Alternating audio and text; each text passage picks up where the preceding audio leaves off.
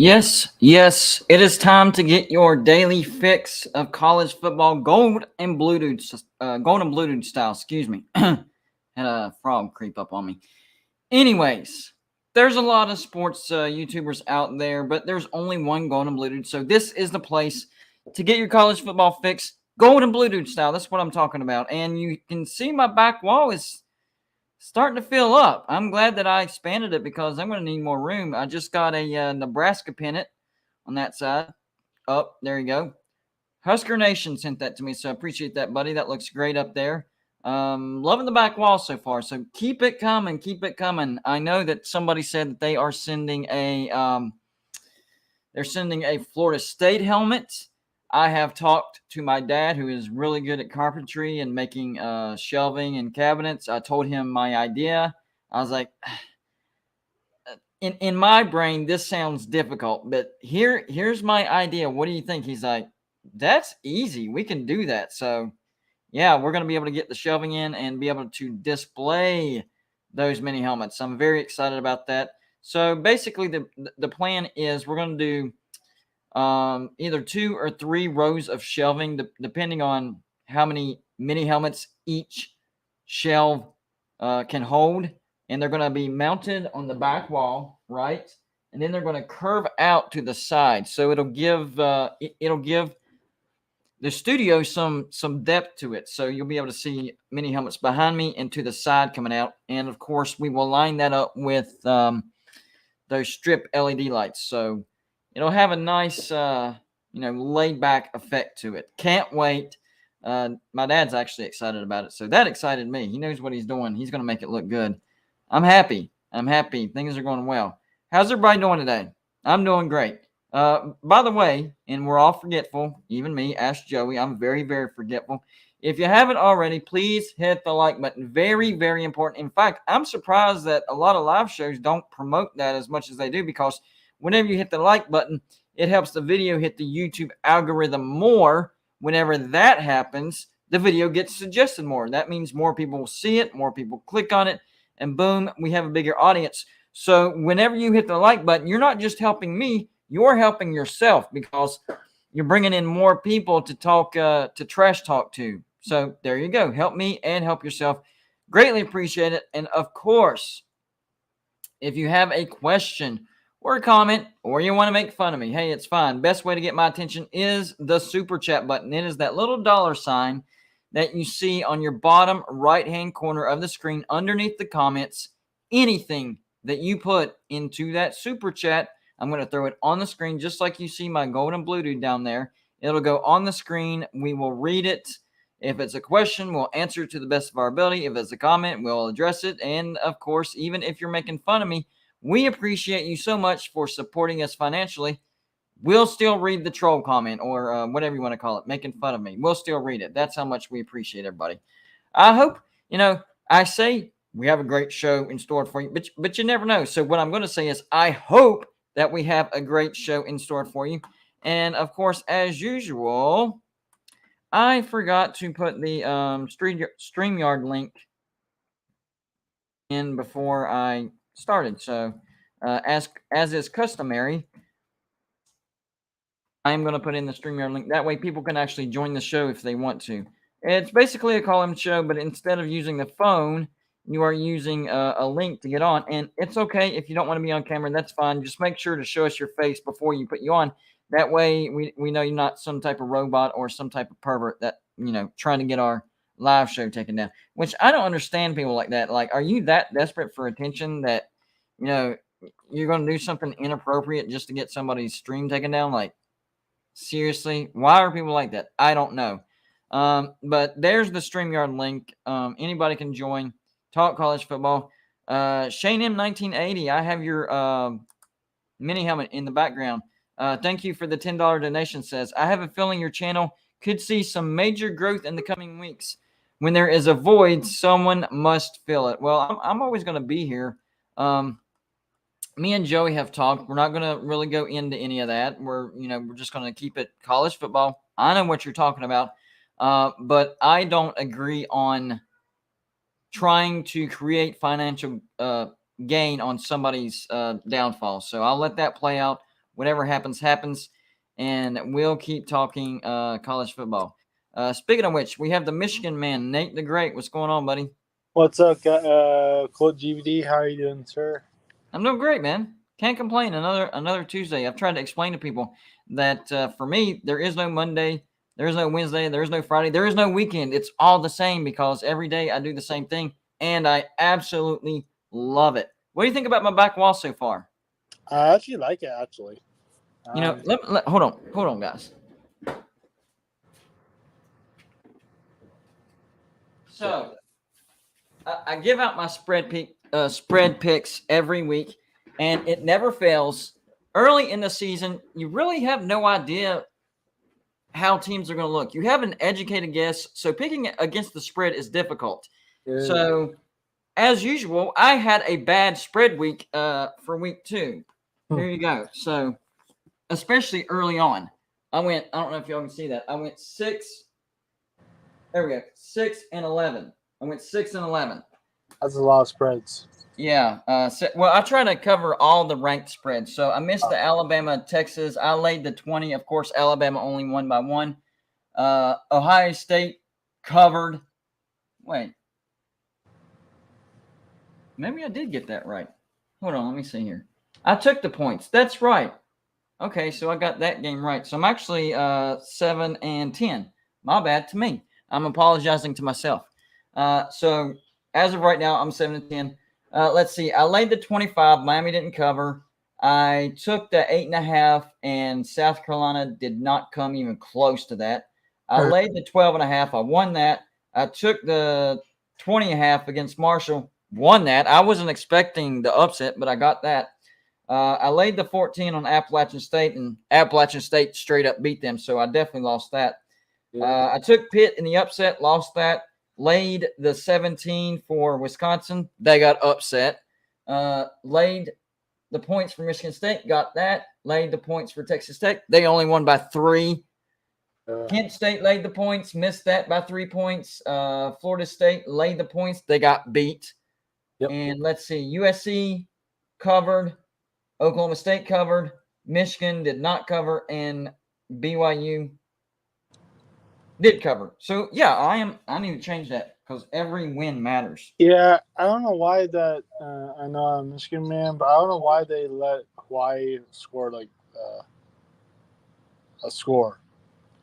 Well, it was in trash time. Y'all had your backups in it. I mean, right. It happens to the best. So, instead of 6 and 11, I'm 7 and 10. I will take it. That is one less loss and one more win. People got to realize, like, one pick is, swings two categories. You either gain one or lose one on both sides. Yeah. All right, so let me put that back up here. I'm going to have to get me a stand for that because I'm actually going to need that door to put more gear back there because I am running out of space on my back wall. But let me go down the list for the back wall real quick. So make sure I point to the right things. The Notre Dame pennant, that's from Greg. The Texas Tech round sign, that's from Sam. The LSU mini helmet, that is from Shane M. 1980. The Wisconsin t-shirt, it's not a t-shirt, it's a long shirt. I have no idea who that's from. I thought it was from Sorgy Stories, and they said, nope, not me.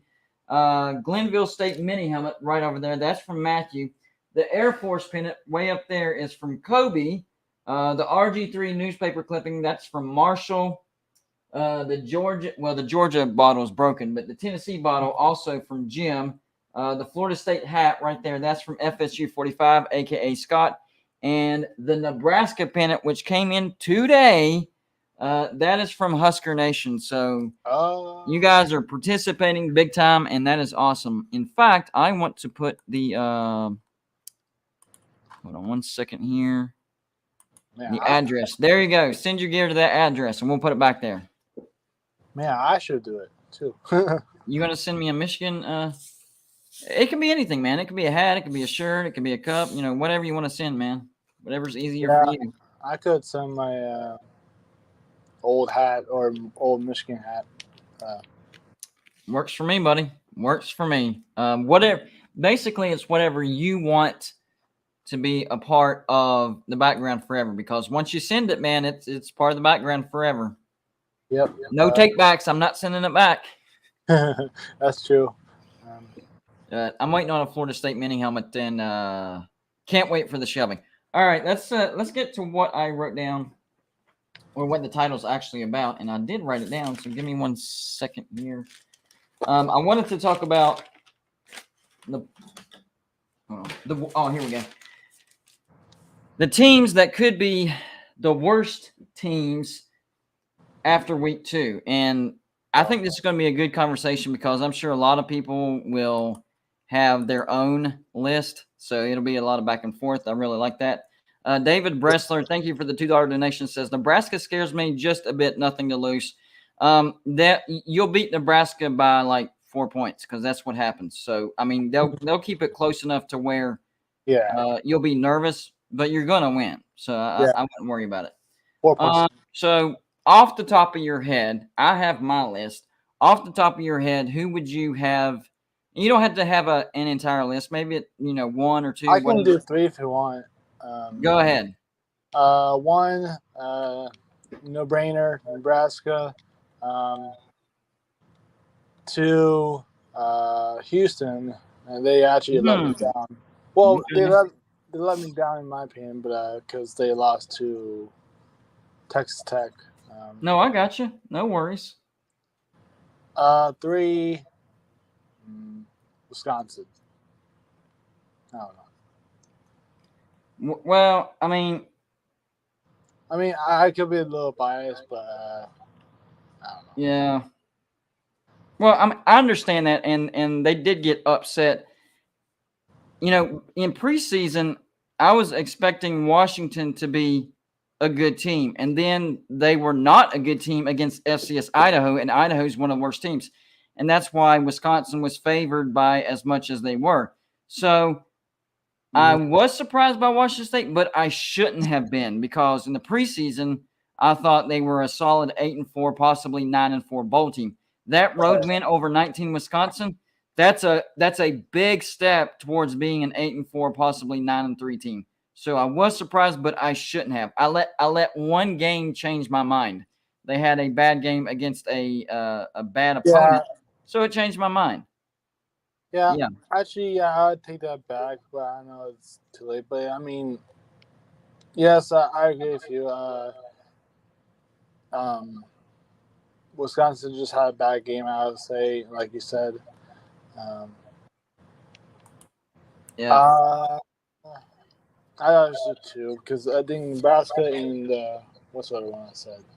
I got you. Well, I actually I made a video on this, and I'm in the process of editing it, but I like to talk about videos that I've done and that I haven't done yet on my live stream. So this is actually a sneak peek for everybody that showed up to the live stream. So yes, I reward my viewers that come to the live stream. So my list of the 10 worst teams, Power 5 teams, I'm not including Group of 5 teams, after week 2. All right. Number 10, this might surprise some people, but I have Iowa at number 10. That doesn't surprise me. Iowa is 1-1, right? They beat FCS South Dakota State 7-3 without scoring a touchdown, a field goal and 2 safeties, right? And then the next game, which was this past week, they lost to Iowa State at home 10-7. Iowa is averaging 7 points per game. That's sad. Now, on the flip side, their defense is allowing 6.5 points per game. So that's a good defense. But that defense is like, you're telling us that we can't allow a touchdown or we lose. Yep, that's basically it. If the defense allows a touchdown, Iowa is losing. That's how bad their offense is. Like, it is shockingly bad. Shockingly bad. Now, can they get better? Of course. But after week 2, I had to put them in my top 10. Barely, but they are in my top 10. So as we move our way up to number 1, it's worse and worse and worse. So I guess Iowa's the best of the worst, not the worst of the worst. Number 9 is going to be the Virginia Tech Hokies. Okay. They are also 1-1. Okay. They lost at Old Dominion 2017. And they did beat Boston College at home 27-10. So that should tell you that Boston College is going to make an appearance on the list because Virginia Tech beat them and they still made the list, right? And here's the crazy thing. Right now, Virginia Tech is number 1 in the ACC Coastal because they did beat Boston College. But the bad thing is they're only averaging 22 points per game, which is 99th, and allowing 29 points per game. No, wait, excuse me. And allowing 15 points per game, which is 38th. But they've played Boston College and Old Dominion. Not exactly, set the world on fire offenses. Virginia Tech is one of the worst teams right now. Okay, before you throw things at me, hear my list out. Then it'll all make sense. Oh, I can't believe you have Virginia Tech on there, but not this team. Well, I'm not done. Okay, hold on. Number 8 is going to be staying in the state of Virginia. Virginia, they are also 1-1. A win over FCS Richmond that should not have been this close, 34-17. Like that's a close game for FCS. And then they lose on the road to Illinois 24-3. So the stats say that they're averaging 34.6 points per game, which would be 21st. They forgot to add the Illinois game. So in reality, they're averaging 18.5 points per game. That's 105th. And they're allowing 31.8 points per game. That's 104th. That is one of the worst teams in the nation. I don't care who you are. That is one of the worst teams in the nation. That's number 8. Number 7, West Virginia. 0-2. They lost at number 17 Pitt, 38-31. And then the clincher was losing to Kansas in overtime by 2 possessions, 55-42 because of pick 6. The only bad throw since he's been at West Virginia for JT Daniels was a pick 6 to end it in overtime. So it's not JT Daniels' fault. 50 for 79, that's 63.3%. 579 yards, 5 touchdowns, 2 interceptions. But if you really think about it, those 2 interceptions shouldn't even exist, okay?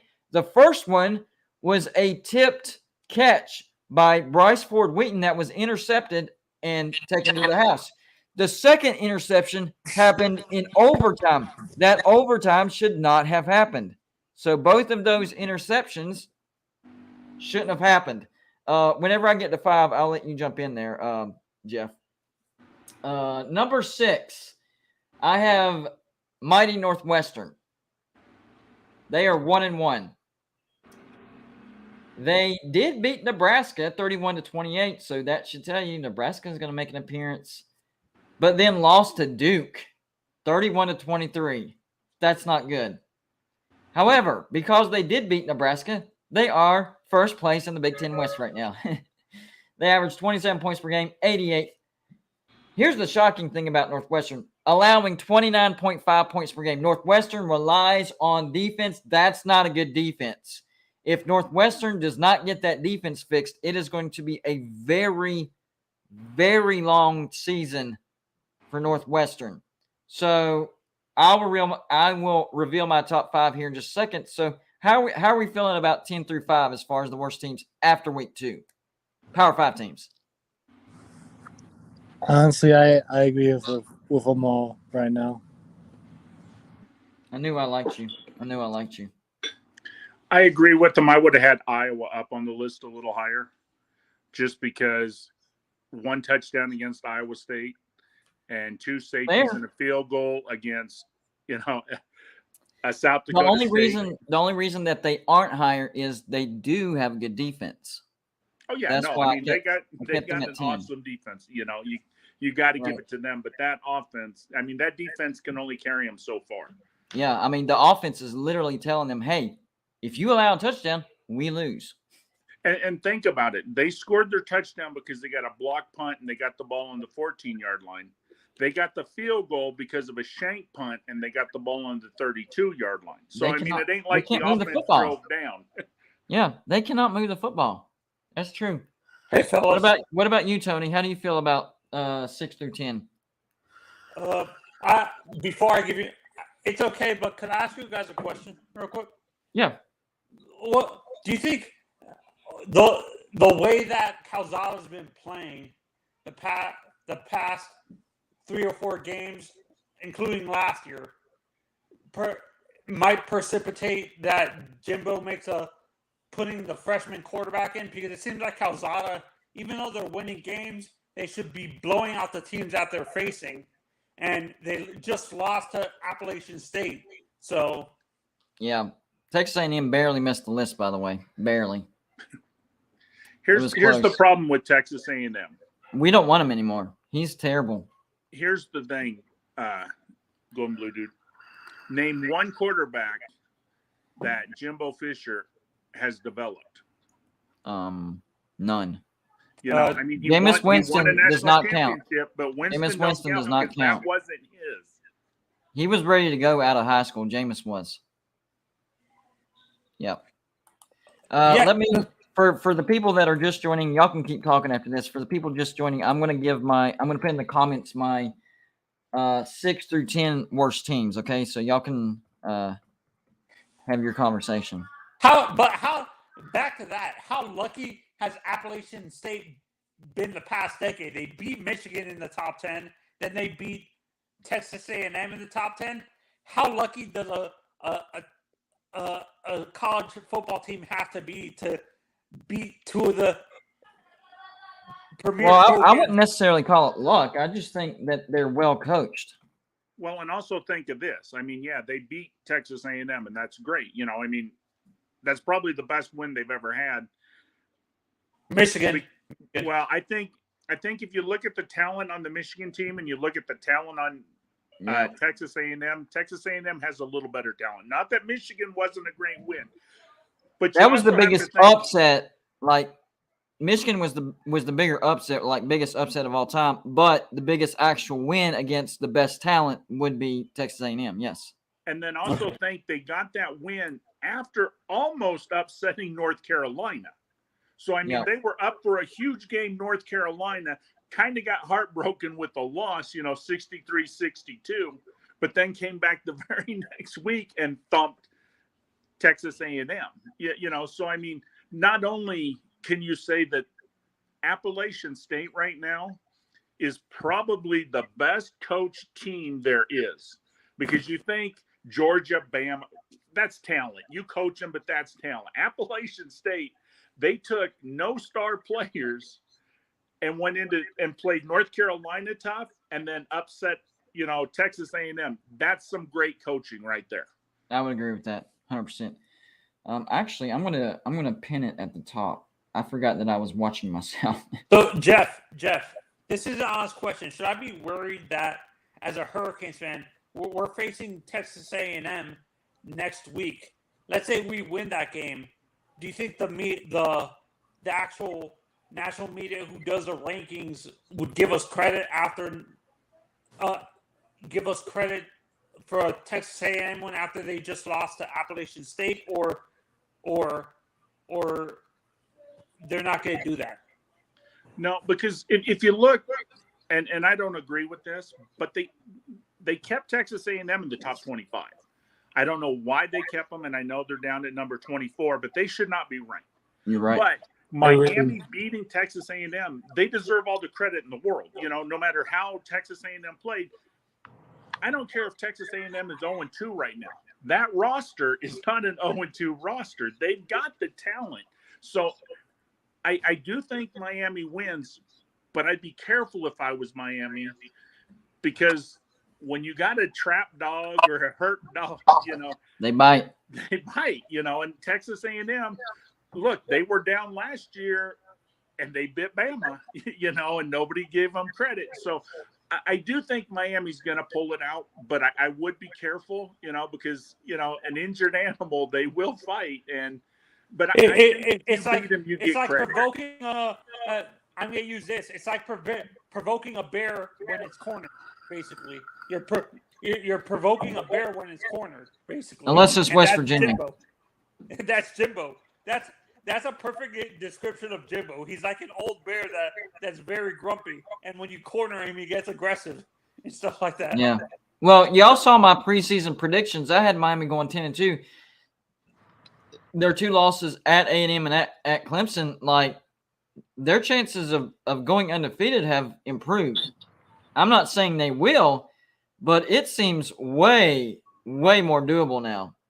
No, but what scared me? No, what I'm saying is knowing how the national media hates Miami. They won't. The ranking systems won't give them credit for that Texas A&M win after how they performed the previous week against Appalachian State. That's what worries me, Jeff and Golden. Well, I wouldn't worry about that, because if Miami is as good as I think they are, then you're not going to have to worry about that anyways, because you're just going to keep stacking up wins. You're right. There is a big possibility that Miami's not going to get the credit that they deserve over Texas A&M. But knowing the AP poll like I do, anybody that beats an SEC team actually does get pretty good credit, including SEC teams. That's considered a better win than most other wins, even if they're not ranked. But should it be? Yeah, I agree. I agree with that. It shouldn't be. But even if Miami doesn't get the credit, don't worry about it. If you're as good as you think you are and as good as I think you are, it's going to work itself out anyways. It's kind of like this right now. Alabama realistically should be ranked somewhere between 4 and 7. Realistically, that's really where we should be, but we get the credit. And the thing is, like Chris, who cares where you're at? As long as you're in the top 15, top 20 right now, you're still in the playoff hunt. I mean, nobody wins a national championship in week 2. I do believe, though, that I wish the college fans would get together. And it's time to get rid of some of the voters. Look at how these voters are voting. Some of these voters, they went beyond their time. The voting is just ridiculous. Hold on, Jeff. Don't mess with the person's wife, and your comments will be seen. So, as long as you don't mess with anybody's wife, then your comments will be seen. So, or mom. Yeah, no, and Jeff, since you brought up, your audio is really bad. Can you hear me now? Yeah, but it's you're lagging or something, buddy. Here's my question: how is Texas A&M favored by 5.5 over Miami? I don't know. It's SEC. Well, I think some of it is also they don't. The problem with the Vegas puts the line. I'll tell you why real quick right now, okay? Because they know what everybody else knows, and that is Texas A&M does play down to people, but they also play up to people. Look at last year; they went 8-4. They should not have beaten Alabama, but they did because for whatever reason, all the energy that they had, 100% of all the games, they combined it into one game and beat Alabama. So, and the pollsters and Vegas and everybody knows that, Texas, and last week is a good example. They played down and they lost. So who knows what's going to happen? But that's the reason why the line is the way it is. I don't agree with the line, but that's why it is. For whoever said App State got lucky, App State dominated Texas A&M. Yeah, they had over 300 yards of offense and 42 minutes in time of possession. They held Texas A&M under 200 yards. That's not playing down to your competition. That's your offense. I'm saying the history since they've been under Jimbo. Like if you look at their trend every year, and I'm not calling Appalachian State the lesser opponents, but in people's eyes, the lesser opponents Texas A&M plays down to, and they get beat. I mean, they beat who was their worst loss last year, Jeff? Can you remember off the top of your head? Was it Mississippi State? Mississippi State, I would say, was probably their worst. So you beat Alabama, but you lose to Mississippi State. Texas A&M just doesn't make any sense is the problem. Well, and think about it. They didn't lose, but they almost lost to Colorado right before Alabama. Oh, my gosh. Yeah. So, that was probably their worst game overall. They did win it, but that was probably the worst game. Great example. And it was at home, too. Yeah. I feel like Miami's in the same boat as Carolina. Carolina's on a bye week, and then they play Notre Dame. If they beat Notre Dame, then everybody's going to say it's not because Carolina's got a good team. It's because Notre Dame's bad. And if they lose to Notre Dame, everybody's going to say, well, if you can't even beat Notre Dame, you're not any good. Miami. Hey, Packer, you're not losing. Hey, Packer, you're not losing Notre Dame. That Notre Dame lost their quarterback. Notre Dame might not make a bowl. Don't worry about it, buddy. Well, Notre Dame is trash. I'm going to the game. I think we'll win, but No, even if you we will. win, we won't get any credit because people will say, "Well, Notre Dame's bad," and Miami's in the same situation. If they beat Texas A&M, it's going to be because Texas A&M is bad, not because Miami's good. I get what you're saying. I don't think they're going to don't give worry as about much it. against Texas A&M because even though Texas A&M is bad, that's a good team. They got the talent. I mean, the talent is there. Bad coach. Good team, bad coach. A bad coach. Their offense, I don't know if anybody's watched them. Their offense is way, way, way too complicated. They need to dummy it down and just play basic football. And they need a quarterback. That's the three things that is hurting Texas A&M right now. And the biggest problem with Texas A&M is they beat Bama last year, so their athletic director gave Jimbo Fisher a $90 million buyout this year. Yep. It's ridiculous. And to Jeff's point, if you watch Texas A&M's offense, the routes that these wide receivers run take way, way, way too long to get to where they're supposed to get to. And that's why the quarterback's like, get there. It's not his fault that he has to hold the ball so long. It's the routes that they call is absolutely ridiculous. Well, I just want to say this, and I'm at work, so I'll get off and just listen to you guys because I could have a call at any time. But everybody dogged Carolina for giving up 40 points in the fourth quarter against App State when they were up 20 points or 19 points going into the fourth quarter on a day when they were playing at 3,300 feet altitude on a 103-degree temperature field, and the defensive backs played 88 snaps apiece. Hey, Packer, you know what I say? A win's a win. And it was I agree. Win. But a road win. Yeah. A road win. The only negative I have against North Carolina in that game is they made one big mistake. When Appalachian State kicked the onside kick, the guy shouldn't have scored a touchdown. He's a freshman. That gave the other team a chance. That's the only, Yeah. That should have fell on it. That is coaching. They need to coach him up. Hey, don't score. Take the knee. We win the game. I guarantee you that's what Appalachian State's coach said. Hey, if they get it, let them go. Yep. If we get it, that's fine. But if they get it, let them go. And that's exactly what happened. What's the altitude at Mountaineer Stadium? For West Virginia? I mean, it's not that much. I'd have to look it up. No, wait. But like real altitude advantage would be like a BYU or Colorado. That's big time. Like out in the Rockies, that's when it's real bad. Kid Brewer at App State is the 18th highest field elevation in NCAA Division One, and Carolina. I y'all can tell I'm a little hostile. No, you're good. Hey, you came out with the win, man. That's all that matters. Yeah. All right, I'm gonna back out and listen to you guys. Have a good day. All right, buddy, hey, Jeff, I want to ask you a question. I'm not sure if and appreciate the no, that wasn't Packer. Never mind. Shane M 1980 is the one that sent me to LSU. I almost mixed that up. Yeah. Hey, Jeff, as an Alabama fan, I know you guys won against Texas, but let's say you guys lost. Let's say I was reading chat boards already, like after this weekend, saying that these fans were already calling for Saban's head, like saying this guy should get fired and stuff like that. That's just dumb. Here, no. Let me put my 2 cents real quick, and then Jeff, you can take it. If Alabama would have lost this game, and the polls are proving me exactly right. If Alabama would have lost this game, Texas would be in the top 5. Okay? I promise you. If Texas would have beaten Alabama, they would have gone from non-ranked to number 5, at least. They lost by 1 point and got ranked. Now, how far would Alabama fall? I think they'd fall to 4. I think we'd be looking at no. Maybe Texas would jump up to 4 and Alabama would drop to 5. I'm serious. I think that's what would have happened. Okay. Now, as far as the coaching at Alabama,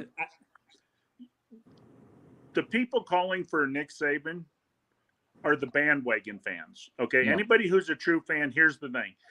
They are calling for a coach to be fired like they are at Iowa right now. Our offensive coordinator, Bill O'Brien, if you look at how he called the games last year and how he's calling the games this year, there is a big cry for him.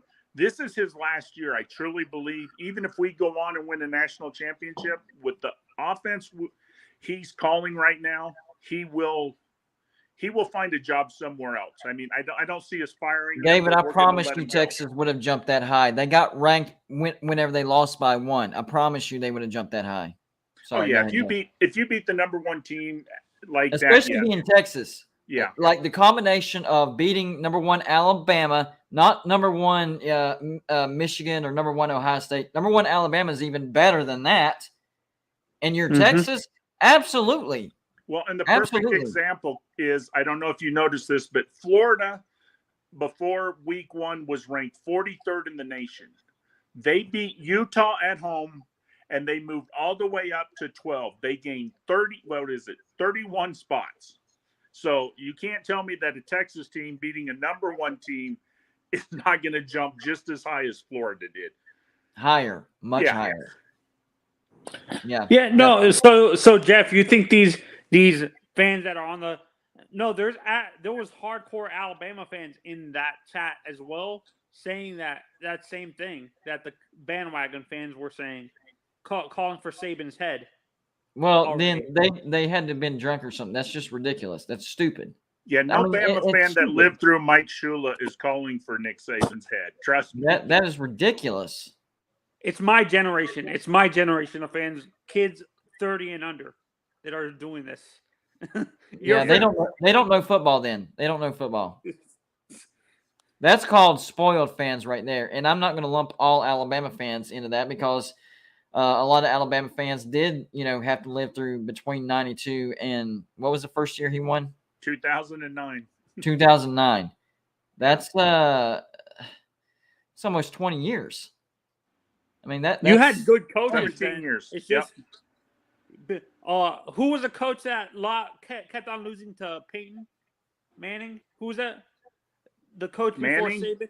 Huh? Stallings lost to Manning, and then Dubose, and then we had Dubose. Oh my gosh! Dennis Franchione came in for 1 year, then he went to Texas A&M. Then we had Mark Price, who couldn't keep his pants on and couldn't even coach a game, and he got let go. And then we brought in Mike Shula, and I'll be the first one to tell you, and some Bama fans don't believe me, Mike Shula gets a bad rap because when Mike Shula was coaching, we had restrictions on recruiting. We didn't get as many scholarships, and so he coached during a hard time. And I don't get down on Mike as much, but they were bad years. I mean, they were. Yeah. So kind of like I'll use Mike Shula's comparison to a Randy Shannon kind of for Miami. Like, would you say Mike Shula was in the same scenario that Shannon was for Miami? Yeah, he kind of like Helton was at USC, or Yes, yeah. There you go. There you go. Now you got it. All right, let's. All right, y'all ready for my 5 worst teams after week 2? Here we go, and I will put it in the chat for anybody that misses it. All right, so I've already put out 6 through 10. Number 5, the 5th worst team after week 2. I'm going with Nebraska. Nebraska is 1-2. They beat FCS North Dakota 38-17. Lost to Northwestern, who is also on the list, 31-28, and then more recently lost to Georgia Southern. The only thing that kept them from going even higher is, of course, they only lose by 3 points. They lost by 3 points to Northwestern, and they lost by 3 points to Georgia Southern. They didn't get blown out, so that helps them a little bit, but you can't lose to Georgia Southern and not be on the list. You lose to Georgia Southern on top of losing to Northwestern, you're going to be a top 5 worst team. Number 4, this might surprise you as well. Georgia Tech. Georgia Tech, number 4. Here's why. They're 1-1. They have an FCS win over Western Carolina. Again, too close of a score for FCS, 35-17. They get blown out by a not so good Clemson, 41-10. Clemson exploded on them in the fourth quarter. But even worse, they averaged 22.5 points per game. That's 99th. And they allowed 29 points per game. That's 90th. So they have a bad offense and they have a bad defense. And that's why I have Georgia Tech at number 4, excuse me. Number 3, this is where it's going to get a little bit more debatable because I can agree with people that have number 3 at number 1. I went back and forth on this a lot. But number 3, hear me out. This is where I have Colorado.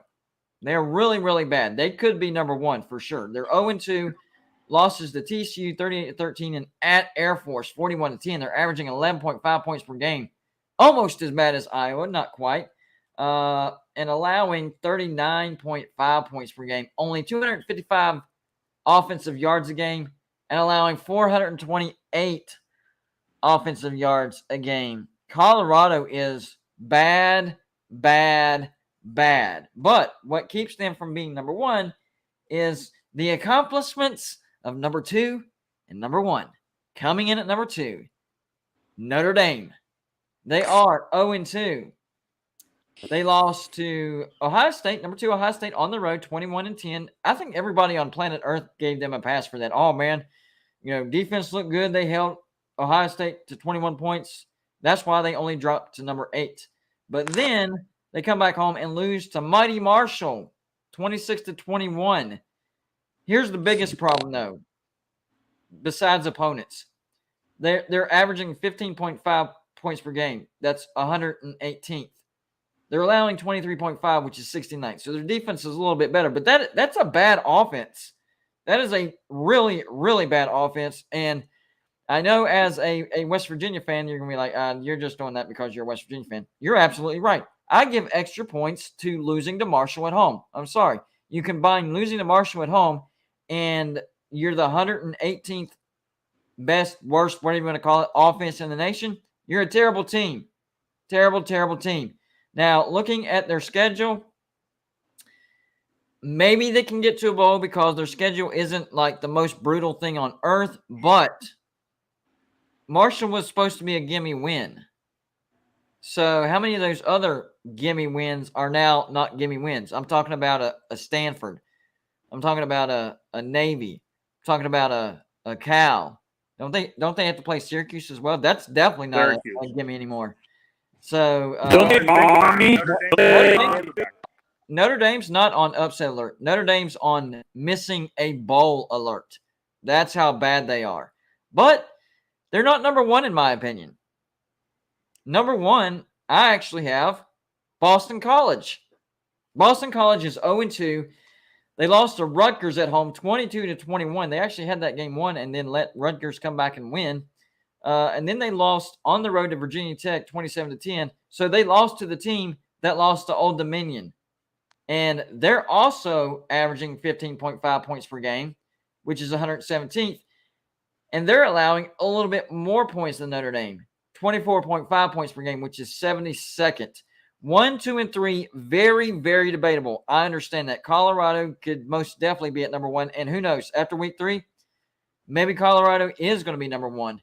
But I'm fine with 1 through 5. Maybe the order people don't agree with, but I think those 5 teams are the worst Power 5 teams after week 2.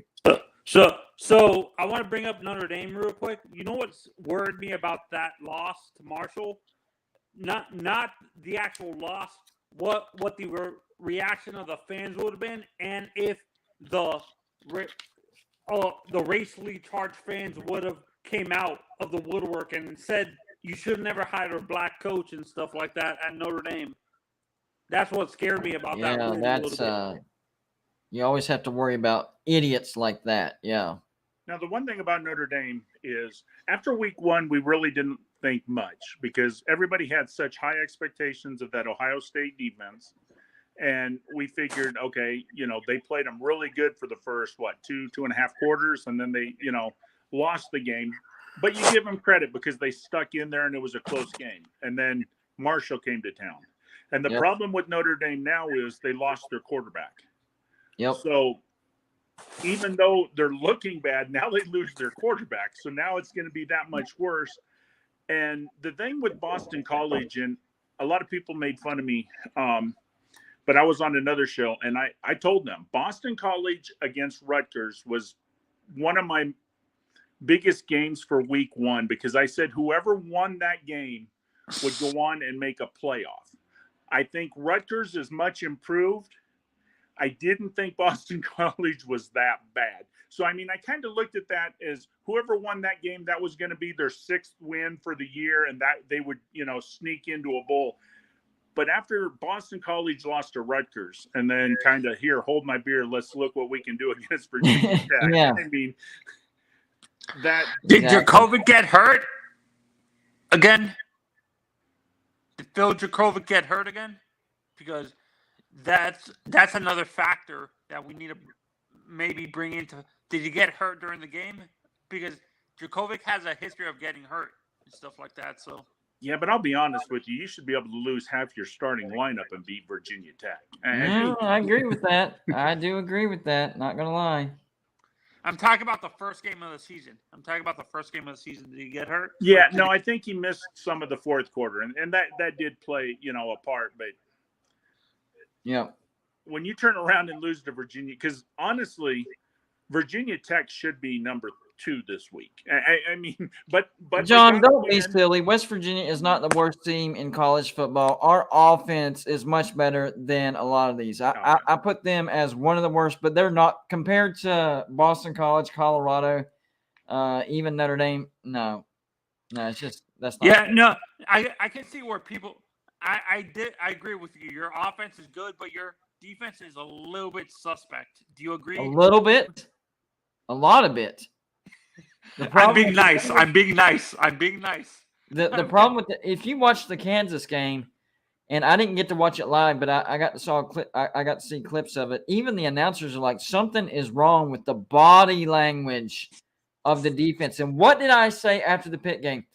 We're lucky that we're playing Kansas after Pitt, because if we were playing somebody better, then I'd be scared that Pitt would beat us twice, because it happened last year. We lost in a close game, should have won, beat Oklahoma, and we let Oklahoma beat us again. Turns out Kansas was good enough, and we did let Pitt beat us again.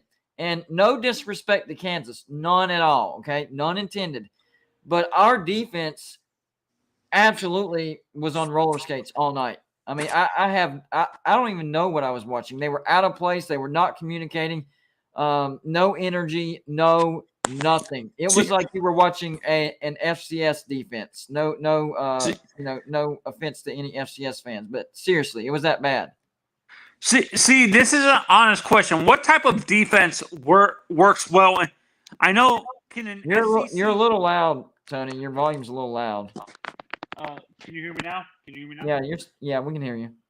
Okay. What I was gonna ask you, as a Big 12 fan in general, what type of defense works well in that type of conference where they focus mainly on offense and stuff like that? What type of style of defense would work? Man up, zone deep. Man up, zone deep. Or Iowa State's 3-3-5 works pretty well too, if it's ran right. Yeah, if it's raining and if it's at Iowa State. Yeah. I'll bring up I think the guy who's a DC at Miami now would have done well in the Big 12 as a coach for you guys at West Virginia. The guy who's the defensive coordinator for not Charlie Strong, the actual defensive coordinator. For who? For Miami. Oh, the defensive coordinator for Miami? Yeah. You think would be a good head coach in the Big 12? Yeah, because he's a defensive-minded coach. What's his name? My God, he was at Mississippi State when they beat. He was a head coach at Mississippi State when they beat Alabama a couple of years ago. No, you're not talking about Dan Mullen. No, not Dan Mullen. My God, no. He was at Auburn. You're talking Ole Miss. Ole Miss beat Alabama. Oh, Ole Miss. There you go.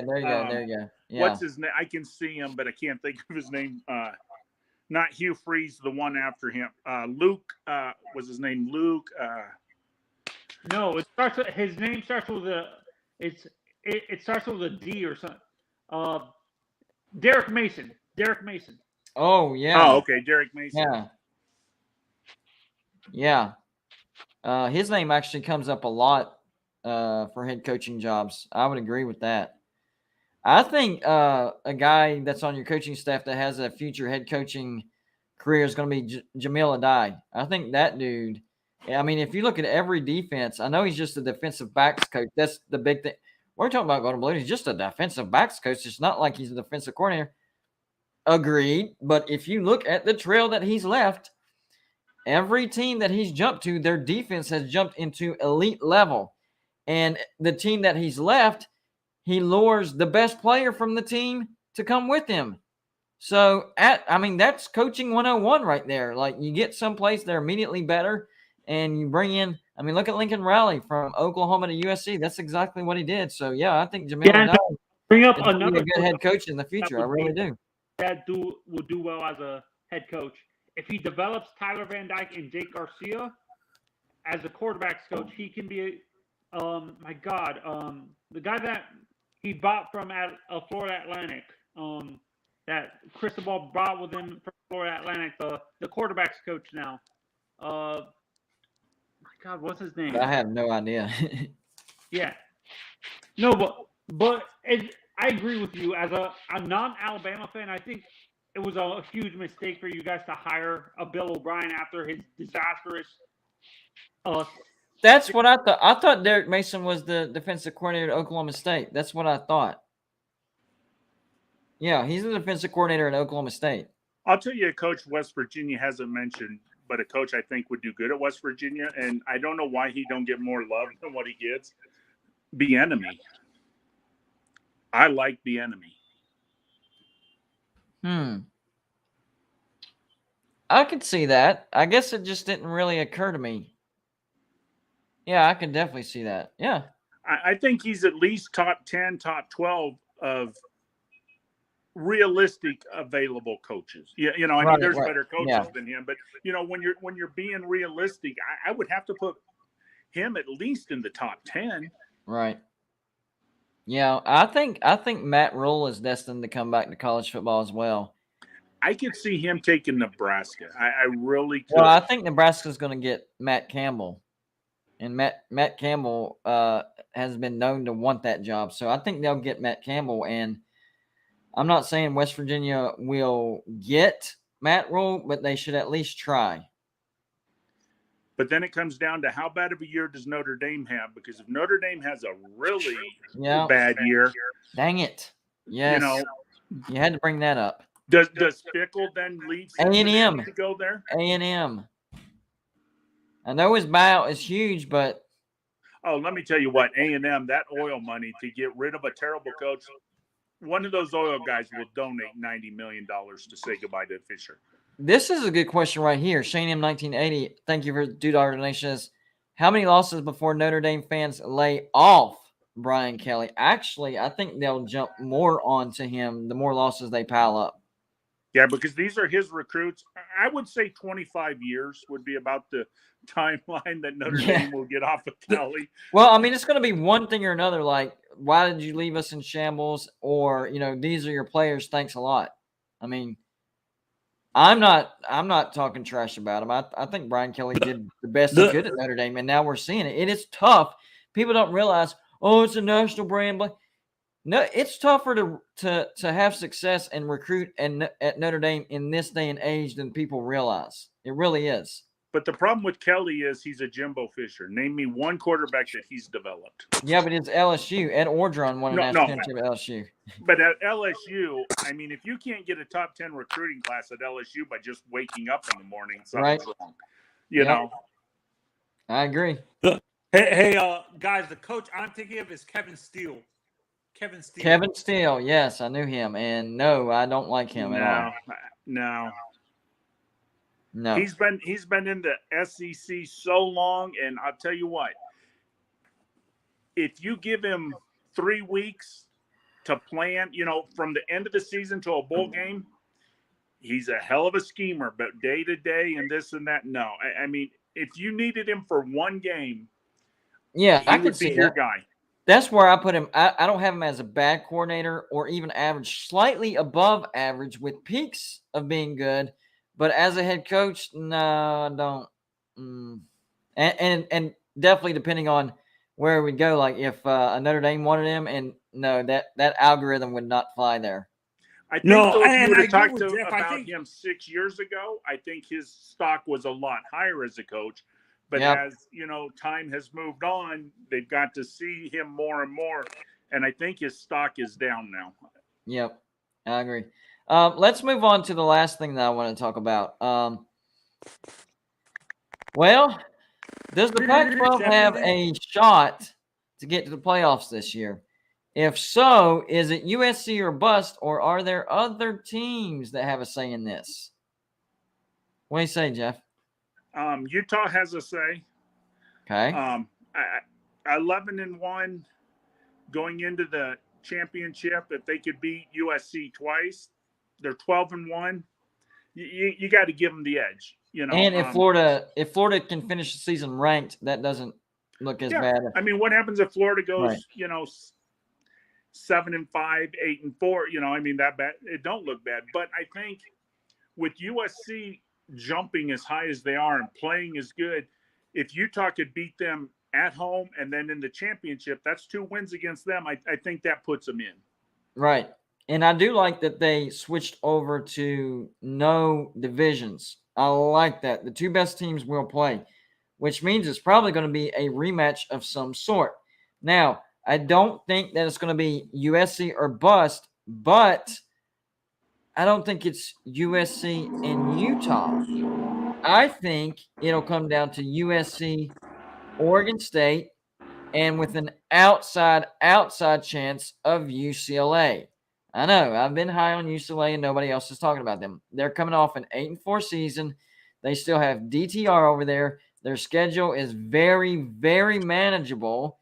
If they can avoid some upsets and then pull off a couple of upsets, they're going to be in the driver's seat, and they could challenge for the Pac-12 championship. So I have UCLA on the outside, but still a possibility. But I think it comes down to USC and Oregon State. And anybody that's watched me, even in the offseason, I was high on Oregon State. I think last year they finished like 7-5, 8-4. I think it's 7-5. I thought Oregon State had a shot of having a 10-win season. In fact, I think in my prediction I said either 9-3 or 10-2. But beating Boise State and Fresno State, especially smashing Boise State at home, those are quality opponents. They're not like elite, championship. But that's a test early, and they passed both of those tests with flying colors. I think Oregon State has a real shot of winning the Pac-12, and I think USC gets into the playoffs if they have 1 loss or less and wins the Pac-12 championship. Now, for Oregon State, for them to get in, they're going to have to go undefeated. Their brand strength is not high enough. They're not sexy enough to be a 1-loss Pac-12 championship and get to the playoffs. USC, but what happens? USC not this week, but next week goes to Corvallis, so they're going to play Oregon State right away at home. So if Oregon State could win that and maybe just slip up in 1 game and could beat USC again in a playoff, because who is the Big 12 going to have? They're looking at money as well. I mean, if Oregon State loses 1 game, I don't care who it is, if they lose 1 game, then the highest they'll put them is 5. They're like 5, and we're stopping. They're not getting into the playoffs because they just – and this is no disrespect to Oregon State fans. West Virginia would be in the same boat. They would cap us at 5. We wouldn't bring enough money for them to put a 1-loss. And it depends on what's going on with everybody else. Like if there's 1-loss champions all over the board, then no. But if there's like a 2-loss here and a 2-loss there, then yeah, they could sneak in that way. But I'm talking like normal circumstances, an undefeated or a 1-loss SEC champ, undefeated 1-loss Big Ten, undefeated 1-loss ACC, undefeated 1-loss Big 12. They're going to get the nod over a 1-loss Oregon State. And I'm including Baylor in that conversation as well, because right now Baylor's stock is very, very high, and their brand value is very, very high. So they would have all that to contend with. If Oregon State loses a game, I just don't see the playoff committee putting them in. If USC loses a game and they win the Pac-12, I would say they would be a lock. The problem with Baylor is they've already got their loss, and they're going to get another one.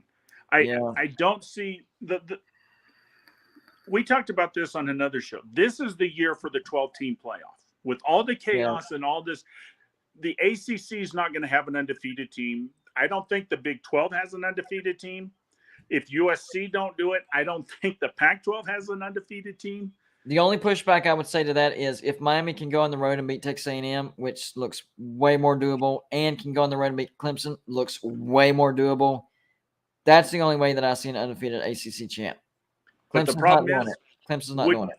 Wouldn't Miami have to more than likely play Clemson again in the championship? Right.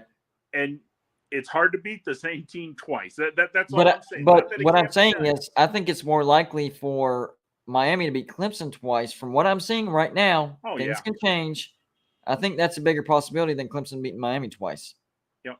It's weird to say. It really is. It really is. But that's the way I see it. That doesn't mean it's true. That's just the way I see it. Right, because I think we were talking last night, the 12-team playoff, if it was this year right now, and it's early on, but, you know, you'd have Georgia 1, Ohio State 2.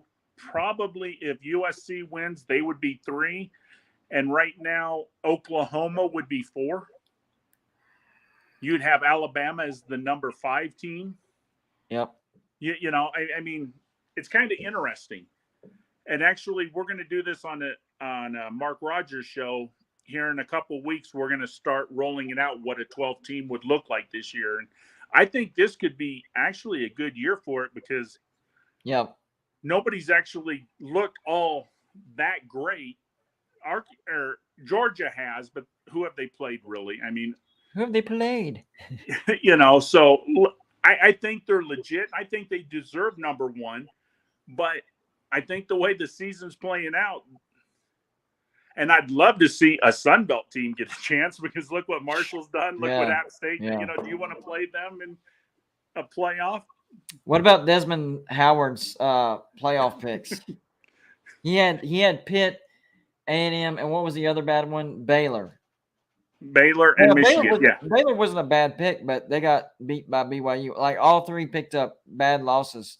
Well, that's not a terrible loss, but it's an early loss. An early loss is a bad loss. So, but the thing is, he went out on the longest limb possible, and it's not going to pan out.